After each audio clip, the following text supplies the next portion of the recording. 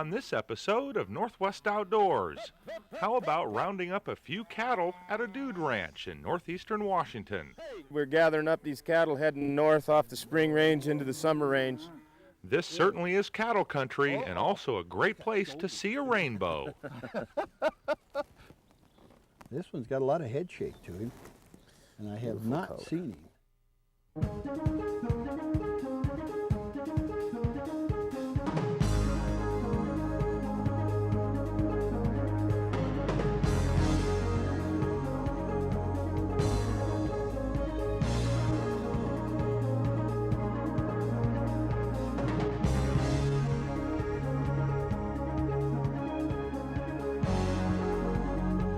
Funding for Northwest Outdoors is made possible in part by Kershaw Knives of Portland, Oregon, makers of precision tools and cutlery. Kershaw Knives strongly supports outdoor programming as well as responsible outdoor activities throughout the Pacific Northwest. And by Subaru, engineered and designed for all types of activities in the great outdoors. Subaru believes that enjoyment of the Pacific Northwest should be available to everyone. And by Energy Northwest, providing electricity for the Pacific Northwest today and for our future. You too can help provide electricity for our future by reducing your use of electricity today. Remember, conserve whenever possible. And by Alltrek.com. Alltrek provides high-performance clothing and gear for every outdoor experience, including paddling, camping, hiking, climbing, and more. Information can be found online at Alltrek.com.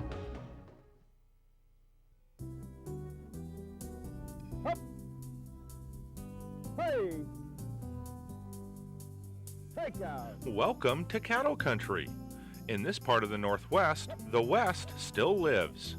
Overlooking Lake Roosevelt to the south and sitting at the foothills of the Canadian Rockies to the north, this rugged territory is home to a working cattle ranch that dates back to 1903. Located just 2 hours north of Spokane, Bull Hill Ranch was homesteaded by Peter Ansaldo at a time when there was very little access to the outside world. Now grandsons Pete and Don Gulamino manage Bull Hill as a guest ranch. Here, visitors can participate in a real cattle drive. Northwest Outdoors is here to go on a ride, get a few lessons about horses, and experience a true Western lifestyle. Okay, what we're doing here, it's mid-June.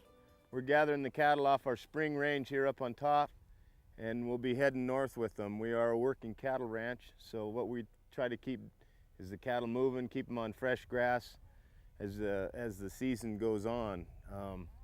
We'll keep these cattle moving north a little bit at a time. We'll break them up into smaller groups as we get there and move them onto grass. We'll do that up until August. September, we'll turn around and start rounding up and moving them on back home.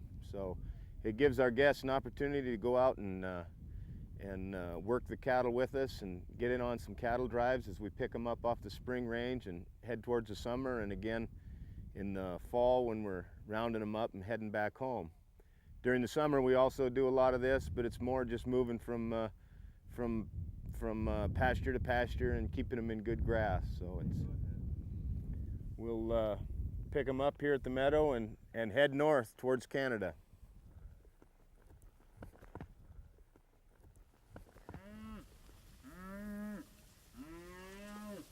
Hup cows. We run around with the calves and yearlings around 1,200 head of cattle, but we always end up getting them in smaller groups like this, 50, 60, 75, sometimes as many as 100 at a time. But that's about all you can handle in this country with the timber and the steep ground on some of it, and they're a lot easier to handle when you're driving a long distance rather than trying to gather a big herd. So typically we'll spend an hour or 2 hours gathering cattle, keeping them in a bunch, and then from there we'll take off and head for our destination. Usually it's a 4, 5, 6 hour ride out there, and then we turn around and ride back. We usually get back to the cookhouse for dinner in the evening. The thing about the cattle chasing, moving cattle, it gives you a real purpose for the riding, and it kicks up the level of riding people do. You know, if they've been used to trail riding or arena riding for most of their life. They're probably good riders, but they've never really ridden with the purpose that cattle chasing gives them. It gives them a chance to experience a cow horse and the ability of that horse to think and move and respond to the cattle, and it puts a level of competition that we all enjoy into the cow chasing. One of the things that we do here is assign a horse to you when you arrive, and that is your own horse to take care of and personally groom and tend to. And you can take them into your designated stall in the horse barn, and all of your tack is there waiting for you, and it's something that our guests really like and identify with. At this ranch, it's okay if you're not too experienced on horseback. There is plenty of help for all ages to get comfortable in the saddle. A lot of the time, a lot of the kids that come to Bull Hill, they want to really fine-tune their horsemanship skills. And that we've found that getting these kids to work on a lunge line is, this is a lunge line for the horse, getting them working in a circle really helps them develop that. Both some experienced kids and kids really that have never had any exposure to horses at all. This is my daughter Cassie, and she's an experienced rider, but we're going to go ahead and show you how working a lunge line can teach that kid to be slack on the line. Don't use these reins as a handlebar, but use them as a communication device to the horse. Get them relaxed, get the horse relaxed, and the kids can really feel comfortable in a controlled situation. We'll go ahead and get fancy here. This is this bay mare. We'll get her lunging for us, and maybe we can talk through some of these things while she's doing that.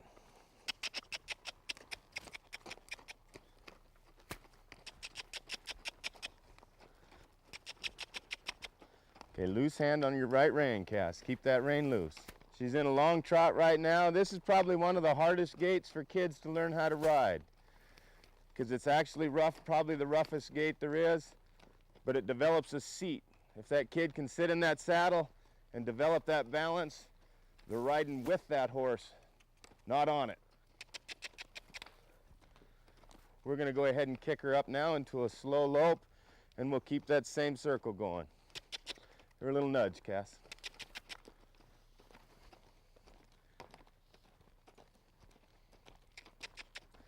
Nice loose rein. What we want to see is that kid sitting in that saddle, nice and relaxed, head tipped to the inside of the circle, looking where that horse is putting her front shoulders.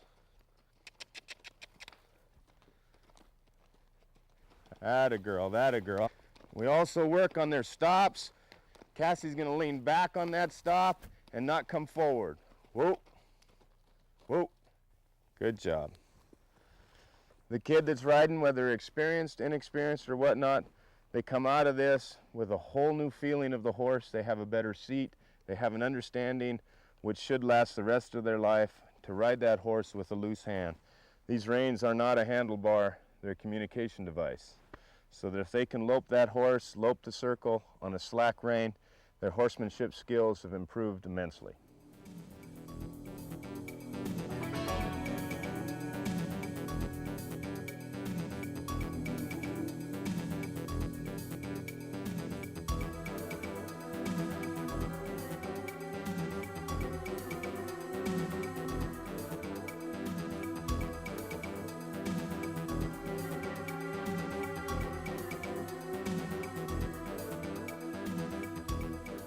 Bringing in the horses from the pasture is part of the daily routine.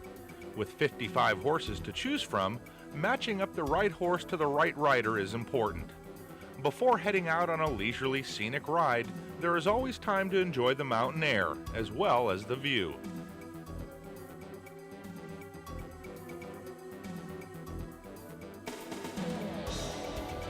People often wonder, what kind of a riding experience they can look forward to here.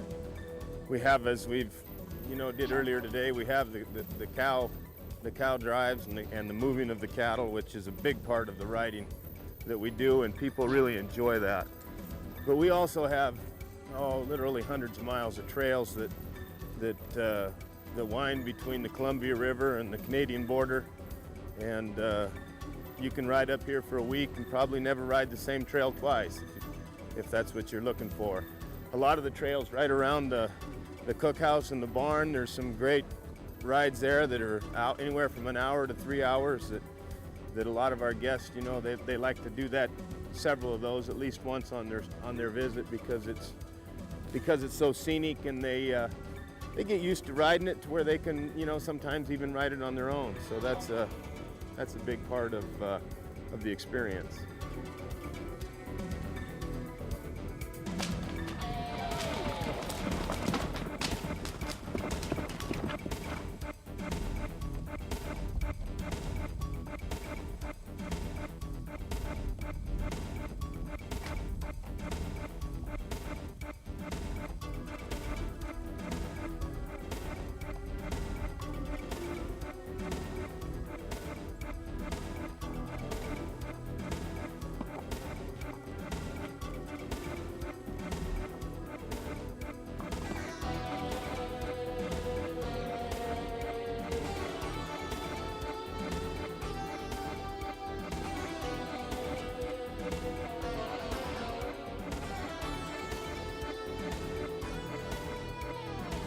See those big bull elk. We're at about 3,000 feet here, looking down the valley towards Lake Roosevelt, some of the hay ground to the south.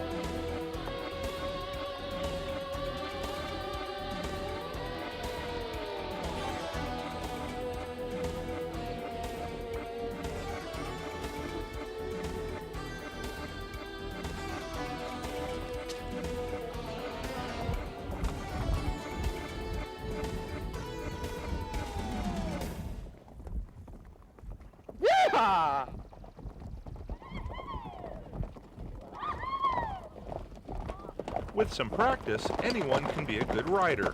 Here is Pete with a few more tips on managing your horse.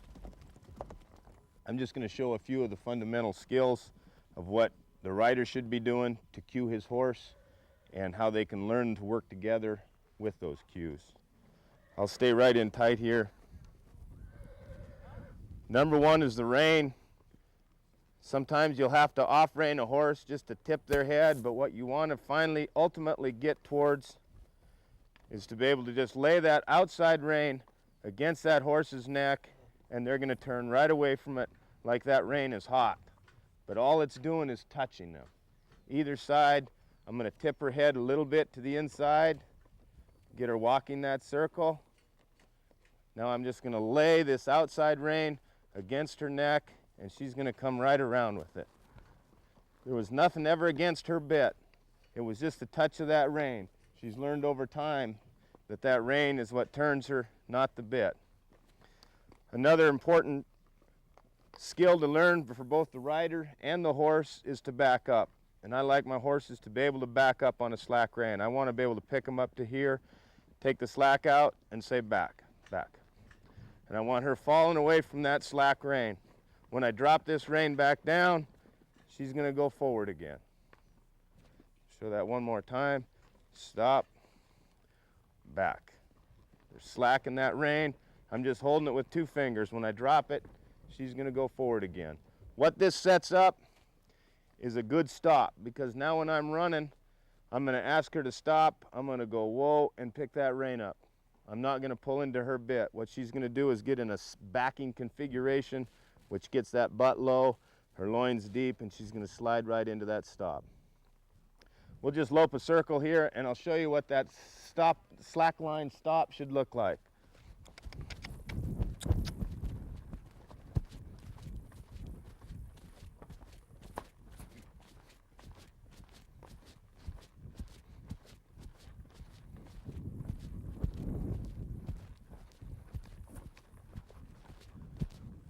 Whoa. Bull Hill sits on 100,000 acres of tall pine and cedar trees. Here, an outdoor adventurer can find authentic Western living. While riding horses is very popular at the ranch, it is also known for great trout fishing. We will continue with fly fishing for rainbow trout on the ranch's private lake. That's the way to release them. One flip or two. Let's take a break to learn about some great ways to eat the dandelion from Earthwalk Northwest, the School of Primitive Living Skills. Many people don't realize, but every portion of the dandelion is edible, except for the flower stalk. Right here, we have the dandelion root, which makes an excellent coffee substitute. Simply chop it, dry it, and roast it, and use it as a wonderful coffee beverage. And over here, we have some pre-roasted dandelion roots, and all we need to do is grind these a little bit further, the size of coffee grounds, and brew them up into a wonderful beverage. In addition to the root, we also have the young leaves of dandelion. Now, after we've identified it, what we want to make sure is that we collect only the young leaves prior to the flowers appearing. These have a rich assortment of vitamins and nutrients, including iron, potassium, vitamin C, and many other wonderful gifts. In addition to that, the flowers are also edible. As we harvest them, what we recognize about the dandelion flowers is that they have a yellow top portion with a green underside to them. Okay? The green underside is a bit bitter, so it needs to be removed prior to using it. And what we're left with is a nice addition to our salads, adding a bit of color along the way. The flowers can be used for making fritters. We simply take the flowers, dip them in a thin batter like a tempura batter, and cook them up in hot oil for a nice, delicious treat. One of my very favorite things to do in the springtime of the year is to make dandelion wine. It takes about 6 cups of dandelion flowers, and one of the things you want to make sure is to remove all the green parts. We start in the springtime, and finally around Thanksgiving is the time that we pour off our first bottle. And hopefully the next time that you take a look at a dandelion, you'll see more than just a common weed, but the variety of things that are both nutritious and delicious for us.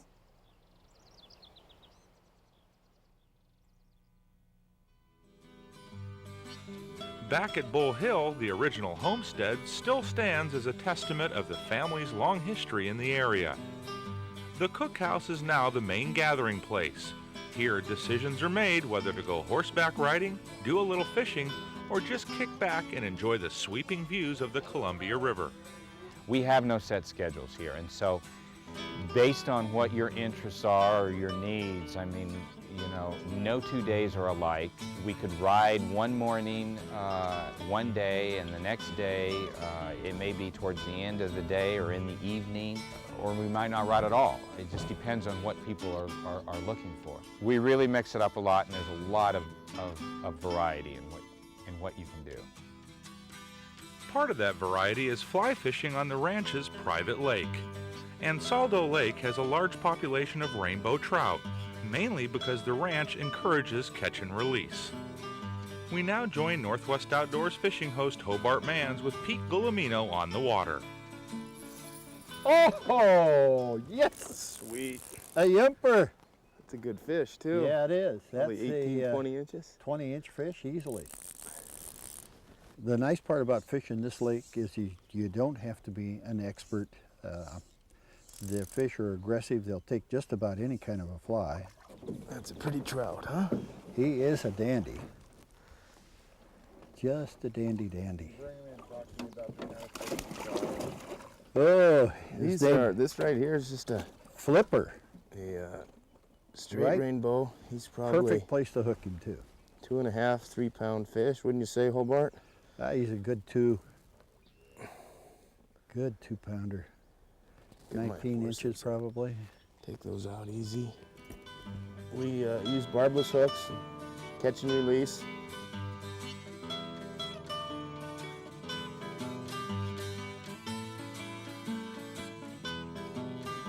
One of the things we've noticed just from the fly fishermen that have been up on the lake here, and maybe some of the more inexperienced ones, is that they'll oftentimes cast out and the fly will land out there okay. They're just not quite happy with it. So they'll pick it back off the water and try to lay it out right where they exactly wanted it. And it'll only be maybe a 3 or 4 foot difference from where their original cast was. And that first cast would have probably worked, but by the time they pick it up and hit it back on the water another time or two, it probably scared the fish away. So, a good tip is when you lay it out there, if you're not happy with it completely, go ahead and fish it in. because there's a good chance that that'll pick up a fish, whereas if you beat up that water with another false cast or two, chances are you scared your fish away.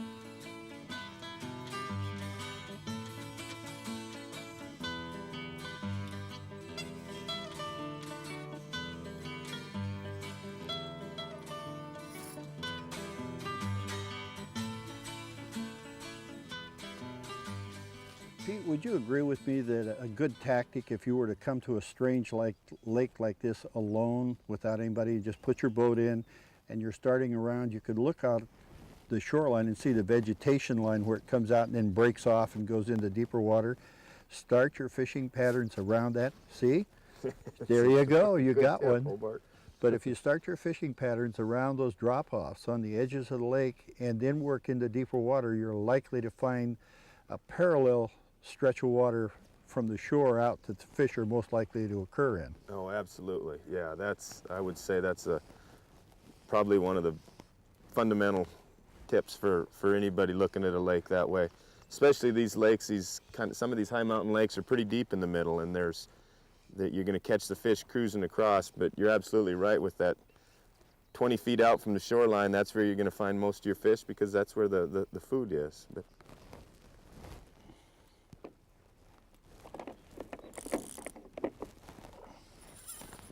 He sounds good. He sounds good. strong fish.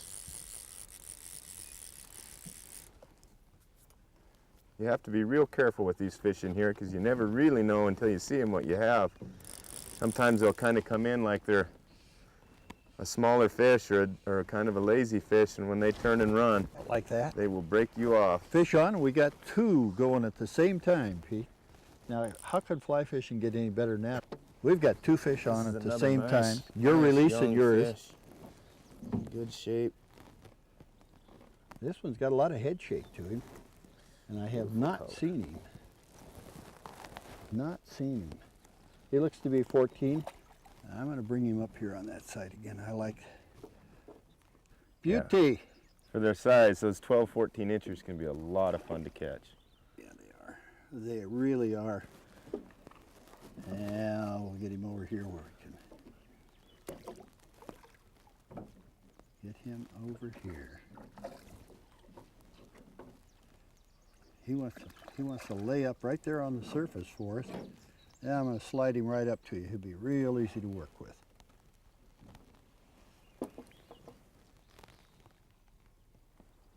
Thank you.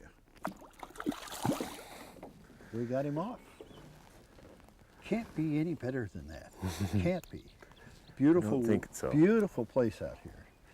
The reeds, the setting, the location, and the fishery are all combining to make the time we're spending with you up here more than commendable, because you can't find fishing like this anyplace. Well, that's good. We're happy to be able to have this available for our guests, and I know it can provide a world-class experience for the fly fishermen, both the experienced and the inexperienced. Because at certain times, it can make the chore of fly fishing seem easy. Well, the part that amazes me is that we've seen a lot of these fish in this 14, 18 inch class, and we know that there's fish in here 25 to 30. Yep. And at least one in here that's over 33 inches. I'm not sure I want that fish on my line. That'd be serious work. By practicing catch and release, prohibiting motors on the water, and the new installation of a winter aerator, the fishing here promises to just get better in the future. There's even a better reason why the rainbow trout like this lake. Hobart explains. Here on Isoldo Lake, the reason that the fish are so abundant is what's in this jar. While we were out fishing, Tucker, one of the sons here, pulled in a jar of critters from along the shoreline that he was able to pick up, and he captured periwinkle, a leech, 6 or 7 small minnows, several snails, and some emerging nymph pattern flies. Now all of those things become forage base for the trout in this lake, and with the aeration through the winter time that they've got, this food supply is what makes these trout grow so abundantly large so quick. Without Mother Nature supplying the victuals, those fish wouldn't get to be the premium prime shape rainbows that they are. On the next Northwest Outdoors, join Hobart as he continues his adventure fishing for fabulous Bull Hill rainbows. Uh-oh. She's got shoulders, too.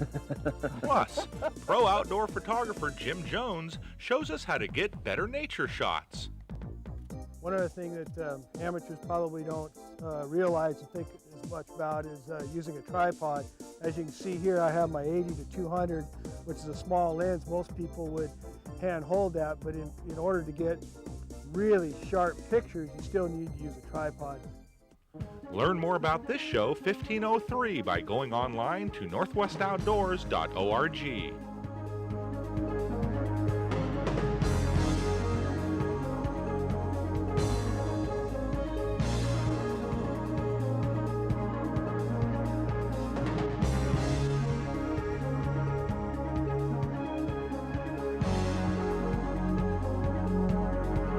Funding for Northwest Outdoors is made possible in part by Kershaw Knives of Portland, Oregon, makers of precision tools and cutlery.